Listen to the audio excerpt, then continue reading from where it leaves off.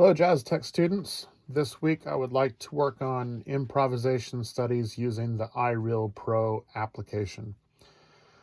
I'm on a Macintosh MacBook Pro, and I've actually got an LG widescreen attached to it, so I should be able to pull up the application and hopefully get it to be large enough that you can see it on the video. So I want you to know that if you're using a phone for this application, things are set up differently and it'll take a little while to get used to how that works. But right now I'm using the one that is for the laptop. So the first step that you want to do, the whole point of this exercise is to create opportunities for your students to improvise regularly. So in this particular case, you might have a piece of music that goes through a couple chord changes that people are not really hearing very well. They might have the right notes, they might have the right rhythms, but it just sounds dead, and you want them to learn the sound of that piece a little bit better. So you can create exercises for your warm-ups to help them understand those keys and start tuning those notes and get used to the time and all of that business. So let's assume that you're doing a jazz piece that hangs out on F minor for a couple bars and E flat minor for a couple bars. And that shift between the two keys is a little much for the middle schoolers. So you want to give them a couple exercises they can warm up with in the beginning of class. Here we go. You go to the edit button, which is right here. I have no idea if you can see these circles, but the edit, you know what? I have a pointer. Here's my trusty conductor's baton. So the edit button right here. And then the third entry down says blank. So I hit blank. Just like a piece of sheet music, it gives me a blank. And so the first step is I want to put in that chord number 1, F minor 7. That's F minus 7. And then I'm going to position the cursor right after the chord.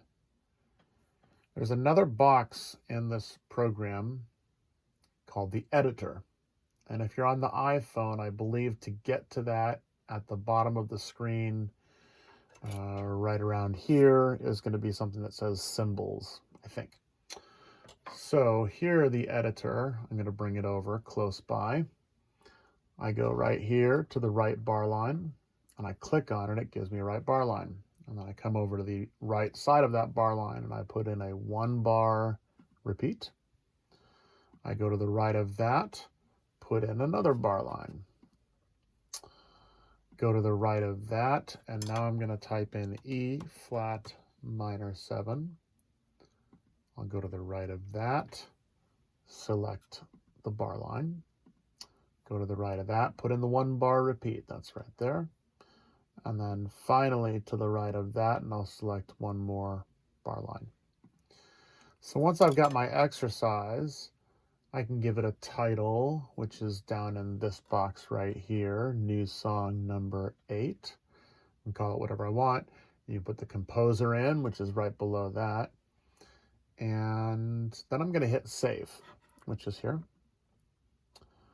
And then this is very important. It won't work until you close this editor box. So the close button is also at the bottom. I click that, and now I'm ready to go.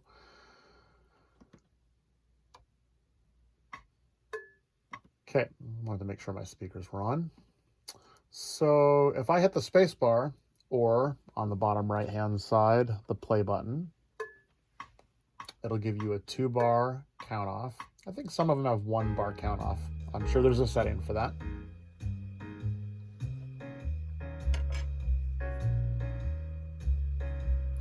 And now you have an exercise that you can use for the students. Now, here's where it becomes useful. So let's say that I have a younger group and I just want them to hear those sounds. So just roots over it. Let me turn up the volume here. And a fresh start.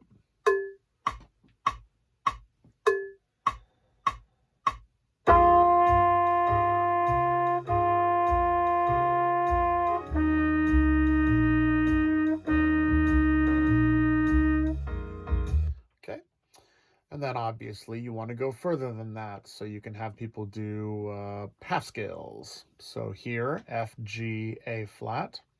And here, E flat, F, G flat.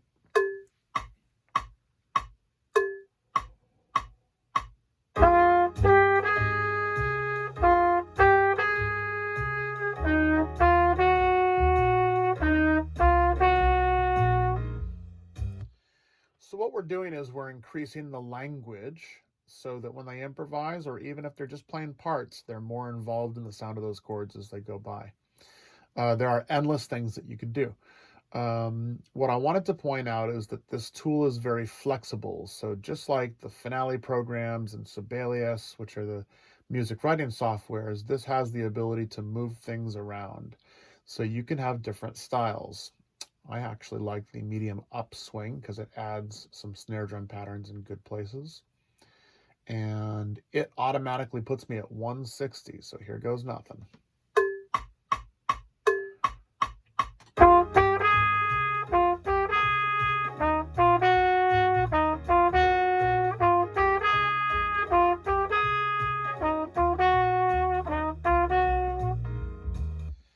Now, what's cool about this is that you can set this for a number of repeats all the way up to 30. And I like to set mine all the way up to 30, but you can do what you want. And this is a really good tool for the students because you can have the entire class play over the riff that I just played. And then in between, each student that volunteers can get some improvisation experience in. For example.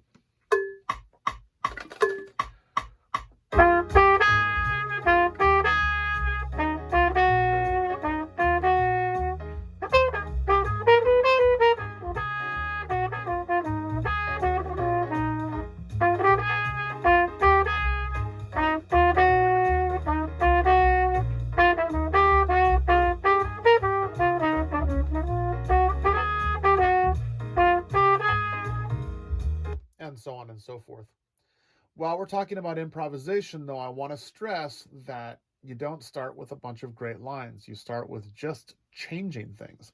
And that's what improvisation really is. It's the concept of taking the melody or a concept and moving it around just a little bit. So, for example, let me put it back down to medium swing. And let's drop that tempo. Let's go beginning band, 80. And same rhythm. And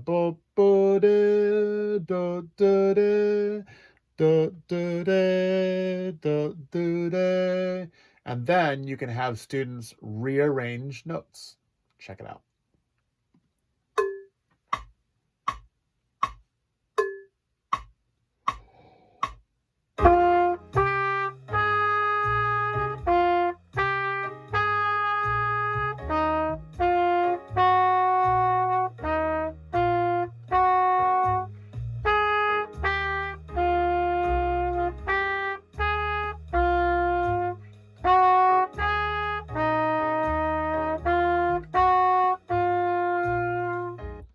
I cheated and used the fourth note of the scale.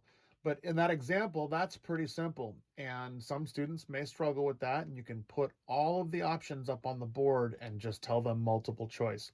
There is always a way to get to students that don't want to improvise. You just have to be careful that you don't let them know they're improvising. It's a scary word and commonly misunderstood, which we will definitely cover in future Jazz Tech classes.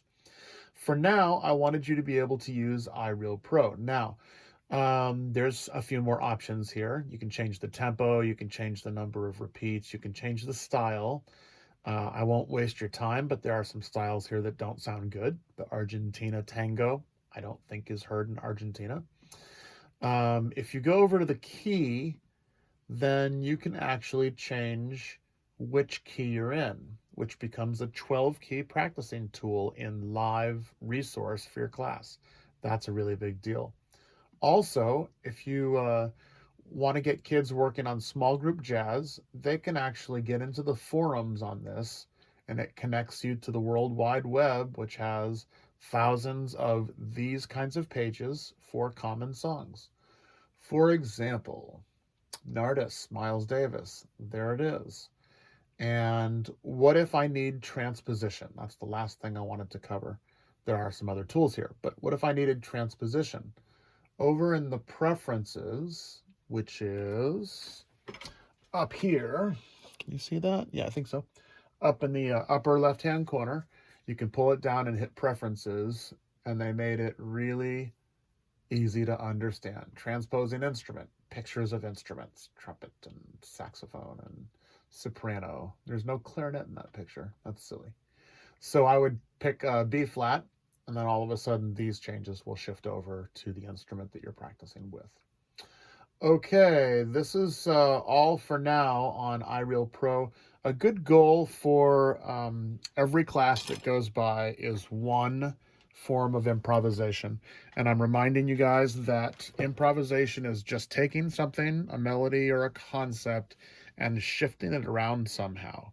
If you do that a bunch of times in a row, eventually that turns into great jazz lines with really great instinct to be able to navigate around in the music. Hope you enjoyed it. Talk to you soon. Bye.